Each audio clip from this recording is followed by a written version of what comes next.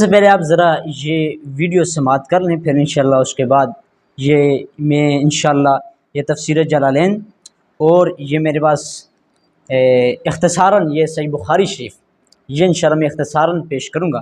تو سب سے پہلے آپ ذرا یہ ویڈیو دیکھیں، پھر انشاءاللہ بعد میں بات کرتے ہیں۔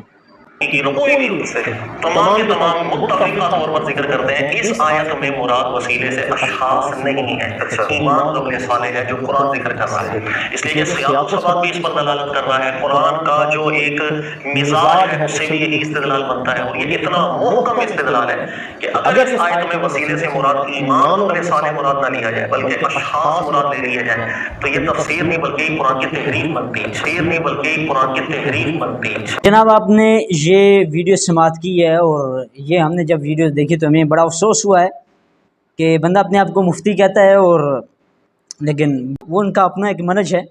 تو بہرحال جہاں ہم نے ضروری سمجھا کہ ہم صحیح قرآن اور احادیث کی روح آپ کے سامنے پیش کریں تاکہ لوگ مغالطے میں نہ رہیں۔ اب یہ بندہ کہتا ہے کہ اگر اشخاص کا وسیلہ، یعنی اشخاص سے مراد انبیاء کرام، اولیاء کرام، اگر ان کا وسیلہ اختیار کیا جائے تو یہ قرآن کے ساتھ تلاعب ہے۔ تلاعب کا مطلب سمجھتے ہیں کہ قرآن کے ساتھ کھیل ہے۔ اور اس طرح اگر کسی نے وسیلے سے مراد یہاں پر اشخاص کا وسیلہ لیا تو یہ قرآن کی تفسیر نہیں ہوگی، قرآن کی تعریف ہوگی، کہ قرآن کو بندے نے بدل دیا ہے۔ تو وہ انشاءاللہ میں وہ آگے دلائل اس کے اوپر دوں گا، لیکن پہلے یہ بات سمجھیں کہ قرآن کے اندر جو آیت ہے یا ایھا الذین آمنوا اتقوا اللہ وابتغوا الیہ الوسیلہ، کہ اے ایمان والو اللہ سے ڈرتے رہو، اللہ سے ڈرو اور اس کی برگاہ میں پہنچنے کے لیے وسیلہ اختیار کرو۔ اب یہ جو لفظ وسیلہ ہے اس آیت کے اندر یہ ذکر کیا گیا کہ تم نے عبادات کا یہ وسیلہ اختیار کرنا ہے یا اشخاص کا وسیلہ اختیار کرنا ہے؟ نہیں، ہرگز نہیں، مطلقاً ذکر کیا گیا۔ جب ایک چیز مطلقاً ہو اور اس کو کوئی بندہ مقید کر دے تو اس پر کیا حکم شرعی مرتب ہوتا ہے؟ تو آپ تو مفتی صاحب ہیں، آپ نے تو افتاء کا کورس بھی کیا ہوگا، یہ تو آپ کو بخوبی علم ہوگا کہ جو مطلق کو مقید کرے اور مقید کو مطلق بنا دے کر دے تو اس پر کیا حکم شرعی مرتب ہوتا ہے۔ تو یہاں پر تو لفظ مطلق تھا اور جناب نے مقید کر دیا کہ قید بنا دی کہ یہاں آپ یہ معنی نہیں لے سکتے، یہی لیں گے تو تفسیر ہوگی، وہ معنی لیں گے تو تفسیر نہیں ہوگی، تعریف ہوگی۔ عجیب معاملہ ہے۔ تو بہرحال مختصراً میں اس کا جواب دیتا ہوں کہ اب دیکھیں، یہ ہم پوچھتے ہیں ان سے کہ جو آپ نے یہ ترجمہ کیا ہے اور یہ جو آپ نے بیان کیا ہے کہ جو بندہ محققین نے کہا کہ یہ قرآن کے ساتھ تلاعب ہے، تو یہ میرے پاس ہے تفسیر جلالین۔ کیا یہ تفسیر جلالین نے یہ ذکر کیا ہے کہ وسیلے سے مراد عبادات کا وسیلہ ہے، نماز کا وسیلہ ہے، اشخاص کا وسیلہ نہیں ہے؟ کیا تفسیر کرخی کے اندر یہ موجود ہے؟ کیا تفسیر رازی کے اندر یہ موجود ہے؟ کیا تفسیر روح المعانی، روح البیان، تفسیر مظہری ان کے اندر موجود ہے؟ تفسیر خازن کے اندر یہ عبارت موجود ہے؟ اگر یہ عبارت نہیں موجود تو پھر آپ یہ کدھر سے لے آئے؟ آیت مطلقاً ہے تو مطلقاً وسیلہ کسی کا بھی پیش کیا جا سکتا ہے، چاہے وہ عبادات ہوں یا اشخاص ہوں۔ اللہ کا نبی ہے، اللہ کا ولی ہے، صحابی ہے، کسی کو بھی شخصیت ہے اس کا وسیلہ پیش کیا جا سکتا ہے۔ وہ میں انشاءاللہ روایت آپ کے سامنے ذکر کروں گا۔ لیکن دیکھیں کہ ڈنڈی کس طرح ماری جا رہی ہے کہ کہا جا رہا ہے کہ دیکھیں جی وسیلہ تو اشخاص کا جائز ہی نہیں ہے، اور جو جائز سمجھے وہ تو قرآن کی تعریف کر رہا ہے، اور آپ تو جناب مطلق کو مقید کر رہے ہیں، اور جو مطلق کو مقید کرے تو اس پر کیا حکم شرعی ہوگا؟ قرآن کے مطلق کو مقید کرے گا۔ آپ شارع ہیں۔ تو بہرحال اب یہ دیکھیں میرے پاس یہ تفسیر جلالین شریف ہے، اور اس کی آیت جو ہے اس کا وسیلے کا ترجمہ کیا گیا، کہتے ہیں ما یقربکم الیہ من طاعتہ۔ تو مفتی صاحب دیکھیں ما یقرب، تو آپ کو پتہ ہوگا کہ ما عمومیت پر دلالت کرتا ہے، خصوصیت پر دلالت نہیں کرتا، ما عموم پر دال ہوتا ہے۔ تو ما یقربکم من طاعتہ، جو اللہ کی برگاہ کے قریب کر دے اطاعت کرتے ہوئے، اس کو وسیلہ کہتے ہیں۔ اب عبادت بھی اللہ کے قریب کر دی ہے تو اس کا بھی وسیلہ پیش کیا جا سکتا ہے، اور اللہ کے نیک ولی لوگ یہ بھی بندے کو اللہ کے قریب کر دیتے ہیں تو ان سے بھی وسیلہ پیش کیا جا سکتا ہے۔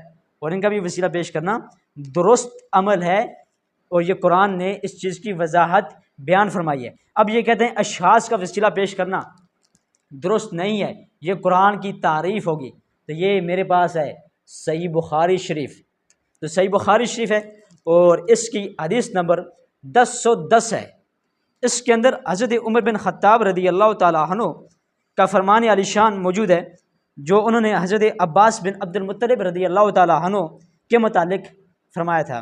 فرماتے ہیں اللہم انا کننا نتوسل الیکا، عبارت پر ذرا غور کریں، انا کننا نتوسل، ہم وسیلہ پیش کیا کرتے تھے آپ کی برگاہ میں بے نبینا صلی اللہ علیہ وسلم، اپنے نبی صلی اللہ علیہ وسلم کا فتسقینا و انا نتوسل الیک بعم نبینا فاسقنا قال فیسقون۔ تو دیکھیں وسیلہ پیش کیا گیا ہے، حضرت عمر بن خطاب نے حضرت عباس رضی اللہ تعالیٰ عنہ کا وسیلہ پیش کیا، اور یہ بھی بات ہے، اور اس سے پہلے وہ کہتے ہیں انا کننا نتوسل الیک بنبینا صلی اللہ علیہ وسلم، اس سے پہلے ہم کئی بار وسیلہ پیش کرتے رہے نبی کریم علیہ السلام کا، بار بار کرتے رہے۔ کیوں کہ جب مضارع پر لفظ کانا داخل ہو تو وہ ماضی استمراری بن جاتی ہے، تو اس کا فائدہ یہ ہوتا ہے کہ ماضی استمراری میں تجدد کا معنی پایا جاتا ہے کہ نہیں بار بار ہم یہ کام کرتے تھے، کہ بار بار ہم نبی کریم علیہ السلام کا وسیلہ پیش کرتے تھے، تو اللہ تبارک تعالیٰ ہمارا وسیلہ پیش قبول فرماتا اور ہمیں سیراب فرماتا اور ہمیں بارش عطا فرمائی جاتی۔ تو یہ حضرت عمر بن خطاب رضی اللہ تعالیٰ عنہ نے حضرت عباس رضی اللہ تعالیٰ عنہ کا وسیلہ پیش کیا۔ تو یہاں پر کچھ لوگ کہہ سکتے ہیں دیکھیں جی چلو وسیلہ پیش کیا لیکن زندہ کا پیش کیا، فوت شدہ کا تو نہیں پیش کیا۔ تو اس کا جواب بھی ہمارے پاس موجود ہے کہ ان کے ہی مولوی ہیں جن کا نام ہے اشرف علی تھانوی، اور ان کی کتاب ہے نشر الطیب، اس کے اندر انہوں نے یہ روایت لکھی ہے، اور لکھنے کے بعد انہوں نے یہ کہا کوئی اس چیز پر اعتراض نہ کرے کہ فوت شدہ کا وسیلہ جائز نہیں ہے اور زندہ کا جائز ہے، کہ حضرت عمر بن خطاب نے زندہ کا وسیلہ پیش کیا۔ وہ جواب دیتے ہوئے کہتے ہیں کہ یہ اس بات کا بین ثبوت ہے، اس بات کا بین ثبوت ہے کہ فوت شدہ سے بھی وسیلہ جائز ہے اور زندوں سے بھی وسیلہ جائز ہے۔ انہوں نے زندہ کا وسیلہ پیش کر کے یہ بتا دیا کہ جس طرح فوت شدہ کا وسیلہ پیش کرنا جائز ہے اس طرح زندوں کا بھی وسیلہ پیش کرنا جائز ہے۔ تو یہ وسیلہ یہ حضرت عمر بن خطاب صحابہ کرام کا یہ عقیدہ و نظریہ ہے کہ حضرت عمر بن خطاب فرماتے ہیں کہ کننا، ہم سب، جمع متکلم ہے کہ ہم سب وسیلہ پیش کرتے تھے اپنے نبی کریم علیہ السلام کا، اب ہم نبی کریم علیہ السلام کے چچا کا وسیلہ پیش کرتے ہیں۔ تو اب دیکھیں بارش کے لیے نماز، روزہ، زکوٰۃ یا صدقات و خیرات اس کا وسیلہ پیش نہیں کیا گیا بلکہ اشخاص کا وسیلہ پیش کیا گیا، اور یہ صاحب کہتے ہیں کہ جو بندہ اشخاص کا وسیلہ پیش کرے تو وہ تو قرآن کی تفسیر نہیں بیان کر رہا، وہ تو قرآن کی تعریف کر رہا ہے۔ اشخاص مراد لے لیے جائیں تو یہ تفسیر نہیں بلکہ قرآن کی تحریف بنتی ہے۔ یہاں تک کہ محققین ذکر کر کے گئے ہیں کہ یہ تلاعب ہے قرآن پاک۔ قرآن اب جو یہ بندہ کہتا ہے کہ قرآن کی تعریف ہے یہ اشخاص کا وسیلہ مراد لیا جائے تو پھر کیا حضرت عمر بن خطاب پر کیا حکم لگے گا؟